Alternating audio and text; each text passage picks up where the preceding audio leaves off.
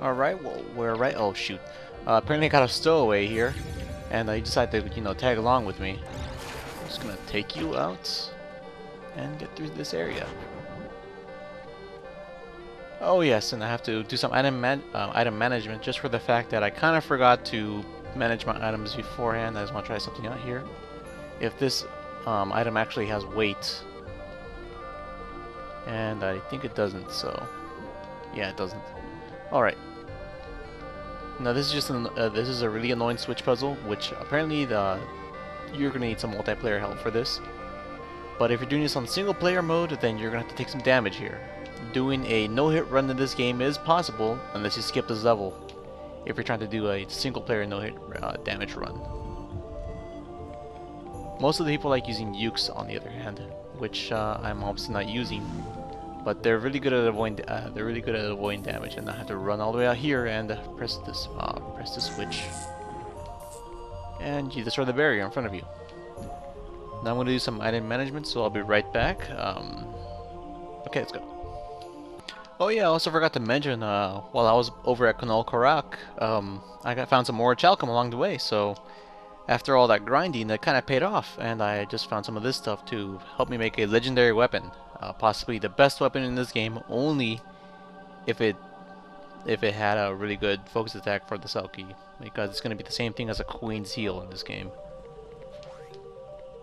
And alright, you see another trap here. Let's see which one's fake and which one's real. Now that guy over there, he's just going to be taking pot shots at you, so he's going to be really annoying. I think they designed this area specifically for that guy to actually be able to snipe you across a whole wall, which makes it a little interesting because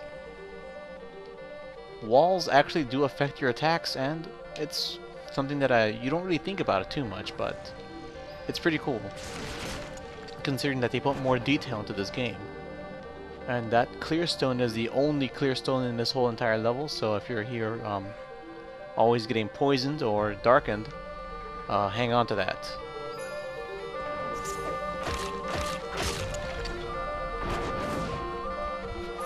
Alright, now these guys are pretty much the same guys, gargoyles from a previous level known as Moshet Manor. Stone and flying enemies, because these guys have defense that is off the scales, and they're pretty tough to defeat if you don't use any gravity on them. And these nightmares also drop I forgot to mention, these guys like to drop this thing, Fiend's Claw. Fiend's Claw is useless to the Selkie, but it's useful to a Clayvat. As if you guys might remember who a Clayvat is. A Clayvat is a knight type character that you can use in this game, so they're used to make their earrings because it helps them cast better magic and such. And these guys are back. Most of the times I try to walk very slowly whenever I'm exploring areas to the left or to the right, as you can sometimes get surprised by these guys, and I really don't like it. Okay, now here is a small example of development that kind of got lazy. I'm not sure if this is done on purpose, but a lot of people do not know that Holy can actually reach this chest, that switch up there. That switch up there is white. It can be hit by enemy magic, including Holy, so now I have access to this area.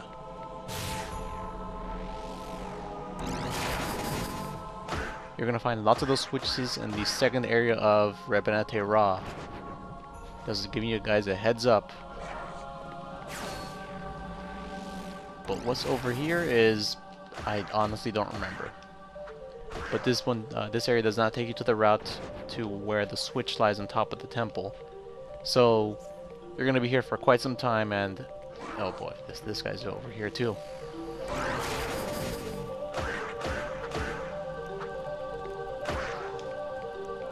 And that's always really weird. Gargoyles for some reason always have the tendency of dodging your attacks even though they're not dodging them. It's the way they move, and it's sometimes the way your character attacks. If you have a male character, most likely your attacks will try to reach up skyward as a finisher, so to speak. because your combos always attack in 1, 2, and 3. And this guy right here is just minding his own business, and you can't really damage him at all. Actually, your shots can't even go through the thing. You can try to cast magic on him, but he is not affected by magic at all. He's pretty much immune to any spell except for gravity. I think Holy is pretty. I think he's not immune to Holy.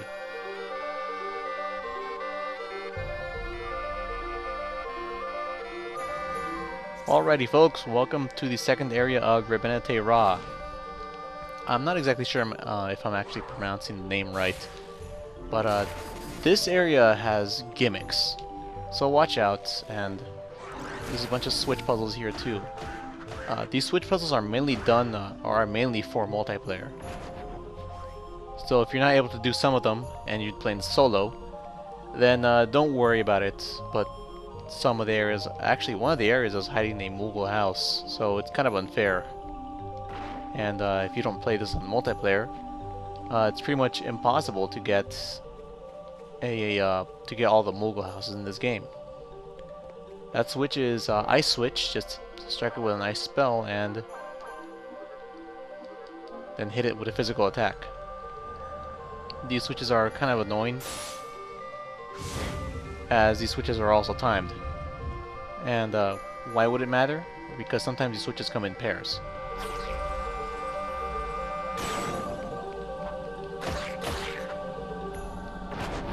Okay, and these are new, well actually these are ghosts from Daemon's Court. Pretty weak defensively, so if you got a physical sweeper here, then you'll be safe. After you cast Holy on them, of course.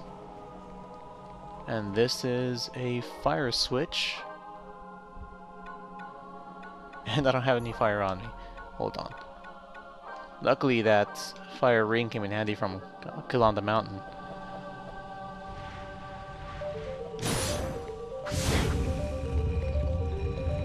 Alright. I don't exactly know how these doors slide open, but hey, it's pretty imaginative, I guess. It's kind of like the more modern version of the ancient style type of gaming here.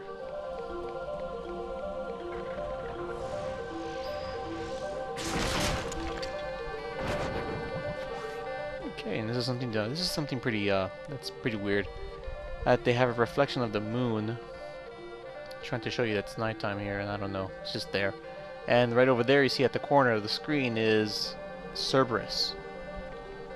Yes, this guy is very tenacious. He is also really powerful, and he's also pretty weak defensively. He is also a glass cannon of the Final Fantasy games, and I'm pretty sure a lot of people from other Final Fantasy games have actually fought this guy. This guy has pretty much a huge weakness versus versus blizzard spells, and just bring some blizzard spells along with you and take this guy out. Alright. Apparently this this switch puzzle right here is you're supposed to hit both of the switches with 2 spells, and then try to... Oh shoot, there's an enemy over there. That's a bad idea. Well, what I was trying to say is that there are 2 switches right there. You're supposed to hit them with 2 different kinds of magic, and then strike them at the same time, or strike him in very, very low amounts of time. That is, I think the time to hit these things is about, say... Oh geez, not affected by that magic? Wow. Well, anyways, yes, this is a very annoying switch. So that guy is immune to this. Wow, that's amazing. Okay, I'm pretty much stuck here just trying to kill this guy because I was going to show you guys how to actually do the switch properly on solo, because it is possible. All the switches here are possible to do on solo, although they are pretty much meant for multiplayer. I'm going to be right back on this guy because that guy is taking a while, or actually I'll just cut it out.